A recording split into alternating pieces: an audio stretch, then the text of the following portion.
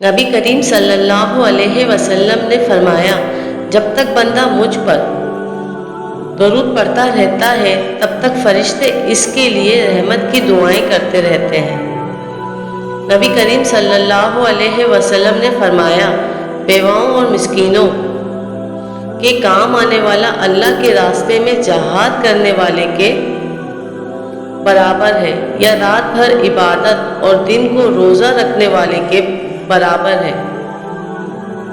نبی کریم صلی اللہ علیہ وسلم نے فرمایا، جو مسلمان کسی بھی تکلیف میں گرفتار ہوتا ہے تو اللہ تعالیٰ اس کی وجہ سے اس کے گناہ اس طرح جھاڑ دیتا ہے جیسے درخت کے پتے جھڑ جاتے ہیں۔ حضرت ابو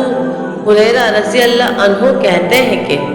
رسول اللہ صلی اللہ علیہ وسلم نے فرمایا، جو شخص مرنے کے بعد وراثت میں قرآن مجید چھوڑ گیا، کوئی مسجد بنا گیا، یا مسافروں کے لیے کوئی مسافر خانہ بنوا گیا، اپنے مال سے کوئی صدقہ نکال گیا، یا زندگی اور صحت اور تندرستی کی حالت میں کوئی نہر جاری کر گیا، تو اس کا ثواب اس کے مرنے کے بعد بھی اسے ملتا رہے گا۔ نبی کریم صلی اللہ علیہ وسلم نے فرمایا، اللہ تعالیٰ فرماتا ہے، اے میرے بندو، تم رات دن گناہ کرتے ہو اور میں تمام گناہوں کو معاف کرتا ہوں، لہٰذا مجھ سے بخشش طلب کرو، میں تمہیں بخش دوں گا۔ حضرت امامہ رضی اللہ تعالیٰ عنہ سے روایت ہے کہ حضور اقدس صلی اللہ علیہ وسلم نے ارشاد فرمایا، تقویٰ کے بعد مومن کے لیے نیک بیوی سے بہتر کوئی چیز نہیں، اگر وہ اسے حکم دے تو وہ اطاعت کرے، اگر اسے دیکھے تو خوش کر دے، اور اس پر قسم کھا بیٹھے تو وہ قسم پوری کر دے، اور کہیں چلا جائے تو اپنے نفس اور شوہر کے مال میں بھلائی کرے۔ نبی کریم صلی اللہ علیہ وسلم نے ارشاد فرمایا،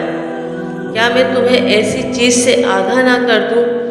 جس کے ذریعے سے اللہ تعالیٰ گناہ مٹا دیتا ہے اور درجات بلند فرماتا ہے؟ صحابہ نے عرض کی، اے اللہ کے رسول، کیوں نہیں؟ آپ صلی اللہ علیہ وسلم نے فرمایا، ناگواریوں کے باوجود اچھی طرح وضو کرنا، ایک نماز کے بعد دوسری نماز کا انتظار کرنا، یہی رباط یعنی شیطان کے خلاف جنگ کی چھاؤنی ہے۔ حدیث کو لائک اور شیئر ضرور کیا کریں۔